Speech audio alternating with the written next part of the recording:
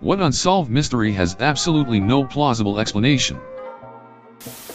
My cat likes to bury little green army men in his litter box. There are none in the house and he's an indoor cat. I lost my student ID in high school, and some girl I didn't know found it in her pillowcase. So this is a personal mystery. One day in college, circa 2013, I was cleaning my car and found some random guy's wallet in my back seat. I was perplexed how it got there since I didn't give anyone rides and lock my car doors. I found the guy on Facebook and he was super grateful and said he lost his wallet the previous weekend. This was super confusing because I did not drive my car for that whole week. Anyway, we agreed to meet to give him his wallet, but I wanted to hang with some friends, so my roommate ended up meeting the guy to give the wallet back. The dude was so grateful that he gave my roommate/me a bag of weed as gratitude. Never figured out who he was, how his wallet got in my car, and why his weed was so good. My husband and I were once on a MAX train in Portland when some stoners got on and sat across from us. They were all loudly bored and hungry, and one of them was scrounging around under the seats. As we watched, he pulled a McDonald's bag out from under the seat a few sections behind him. That bag was full of food. He began distributing burgers to his stoner buddies, until the last guy said, "No thanks. I don't like burgers." Then the guy reaches into the bag and says, "That's okay. Hey, race a chicken sandwich." And he hands his buddy the last item. The bag had exactly enough for them to each have a sandwich, and adequately fed the guy who doesn't eat burgers. I still think about it. My sister lost her car key and it turned up buried in my grandmother's garden. She lives 2 hours away and we see her 2 to 3 times a year. I had a wristwatch that my dad bought me back in the 90s. It was one of those kinetic watches that would wind itself when you walk, etc. Anyway, for some reason it kept stopping at around 1:30 a.m. Never 1:30 in the afternoon. Sometimes it would keep going, but 3 times out of 5 it would stop at the exact time. We sent it to the Swatch company to get repaired, and a month or 2 later we got a catalog of watches with a handwritten note basically saying, "We don't know what the hell is wrong with your watch. We're stumped. Pick a watch out of this catalog and have it as a replacement." So that's my possessed watch story. I had one of those incredible Hulk face ice creams you get from the ice cream truck. I took a bite and watched as the rest of it fell off the stick, only to look down and see nothing on the ground. I still don't know what happened to my ice cream. I want my money back. My mom inherited a watch from her grandmother. It was the old-fashioned kind that needed to be wound all the time, obviously. Anyway, one day it went missing, and despite turning the house upside down, she couldn't find it anywhere. In the end she just accepted it had gone. Cut to a few years later, and we had moved house. We'd been in a new place for about 6 months, and one night she woke up and turned the light on, and the watch was sitting on her bedside table, wound and showing the correct time. She totally believes in ghosts and is confident her grandmother found it and brought it back to her. A personal mystery. I was at a Taco Bell/KFC joint, waiting on an order. There are 5 people in the room. Me, Daniel, a security guard, 2 kids, and the cashier. Suddenly, a child says, "Look at Daniel," and I look over at them and they are both staring at me. The security guard/cashier both had name tags, so I know they weren't Daniel's.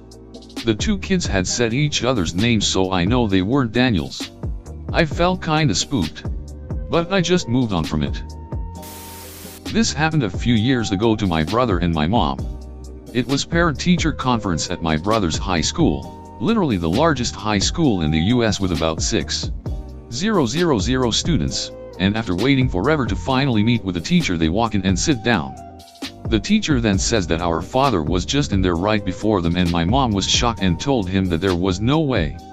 The teacher insists that he just walked out and gives his name and a perfect description of my father, very tall man with a lot of freckles, brown hair and a thick mustache, and summarizes their meeting. My mom then informs him that my father has been dead for over 10 years and is in disbelief. The teacher had absolutely no background of our family and no way of knowing this is shocked himself. To this day we have no idea what happened that day. I was given a potato in school, cannot for the life of me remember why, and I was having a weirdly good time playing with it. I went into my room and started throwing it up in the air and catching it. But one time I threw it up, it just seemed to inexplicably curve backwards over my head. I heard it thump on the ground. But when I turned around to pick it up, it was gone. I spent 10 minutes looking everywhere for it and it just wasn't there. When we moved house a year later and I was emptying my room, I fully expected to find a gross, rotting potatoes somewhere. But still, it was nowhere to be found. I asked my parents and even my sister if they'd found and got rid of a potato in my room. Nobody had any idea about it. I'm going to spend the rest of my life wondering where the hell that potato went. As much as I think it was the parents, the Madeline McCann disappearance just has gaps in every theory. None of the forensic or crime scene information suggests a break-in, and it would have to have been opportunism of the highest order. Similarly, the parents may well have had something to do with it, but it does seem unlikely they'd have had the time to hide her body, or it would have been unlikely they'd have arranged such a massive search. I don't think we'll ever know who the Zodiac Killer truly is. There are a dozen or so semi-reasonable theories, but there's no real way to ever know who the real Zodiac Killer was. Lost my class ring when I was 20. About 8 to 10 months later I moved 1,000 miles away. Only brought a few clothes and my car. Someone hit me and totaled my car while there. Twice. Be careful driving in Florida. Bought a new car, twice. Lived there for a year. Then moved about 200 miles away. A month after moving to the new town I received a call from a church. They received a donation of clothes. While sorting them out they found a class ring with my name etched inside the band. My new home number came up when they searched my name. The church was about 2 miles from where we just moved. My wife didn't get rid or donate any clothes. I thought it must be a mistake, but decided to go take a look. Sure enough, it was mine.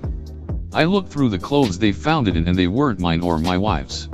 Still no idea how it could have ended up 1,100 miles from where I lost it.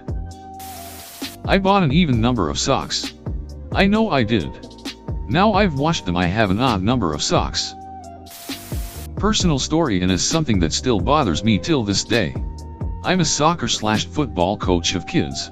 Great way to earn money when you're a student. And each year we have a couple of open practices where parents bring their kids to see if they like soccer, etc. After one of these practices a kid walks up to me and says, "I'm sorry that you lost your grandma." I was a bit confused and I said, "Oh no. You must think of someone else," and I just shrugged it off. The next day I woke up for school and my parents told me my grandma died in her sleep and that her nurse found her in bed that morning. The kid might have mistaken me for someone else, but it still bugs me. Also, he never showed up at practice again.